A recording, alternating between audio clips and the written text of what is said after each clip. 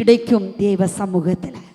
ஒரே ஒரு இடம்தான், ஆண்டுடைய நியாயஸ்தலத்துக்கு முன்பாக ஆண்டுடைய பீடங்களுக்கு அண்டையில் ஒரு அடைக்கலான் குருவி வந்து விழுகிறது போல நீங்கள் விழுந்துட்டீங்கன்னா அங்கே தான் உங்களுக்கு குஞ்சுகளுக்கு பராமரிப்பு கிடைக்கும். அங்கே தான் உங்கள் வாழ்க்கைக்கு ஒரு மாற்றம் கிடைக்கும். நியாயத்திற்காக தேவ சமூகத்தில் வருகிறாங்க. 2 பேரும் வந்து இதே பிரச்சனையை வாதாடுறாங்க, இதுதான் என் பிள்ளை, இதுதான் என் பிள்ளை.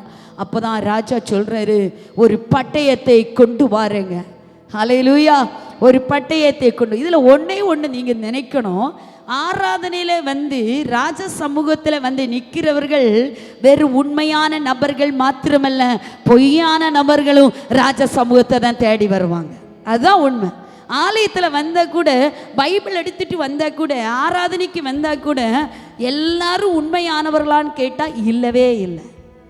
பொய்யான பிள்ளையை தூக்கிட்டும் தேவ சமூகத்தில் துணிச்சலாக வாரான்.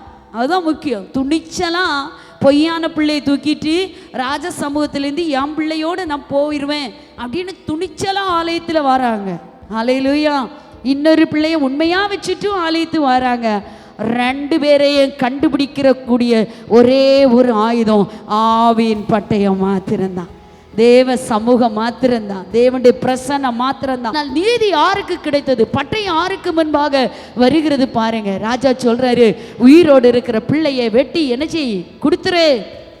அப்போதான் இவளுடைய குடல் துடிக்க ஆரம்பிக்குது. இவ சொல்றா, வேண்டவே வேண்டாம், அவளே வளர்க்கட்டும் ஆண்டவரே. எவ்வளோ ஒரு தாழ்மை, எவ்வளோ ஒரு பாருங்க, எவ்வளோ ஒரு பாசம் பிள்ளை மேலே.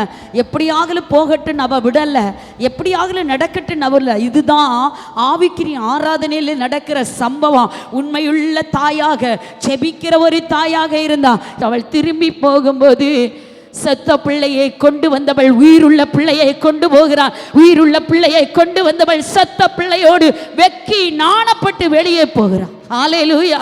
ஆண்டவர் இதுதான் சொன்னார், தேவ ஜனங்களை, நீங்கள் ஆராதிக்கிறவளை, பக்கத்தில் நிற்கிறவளை பார்க்காதீங்க. நீங்கள் கர்த்தரை உண்மையோடு, கருத்தோடு, ஆவியோடு நீங்கள் ஆராதிப்பீர்களானால் நீங்கள் போகும்போது ஒரு செத்த முகத்தோடு அல்ல, நீங்கள் ஆசீர்வதிக்கப்பட்ட மனமகிழ்ச்சியின் முகத்தோடு திரும்பி போவீர்கள் என்று பரிசுத்த ஆவியானவர் திருவிழம் பற்றுகிறார்.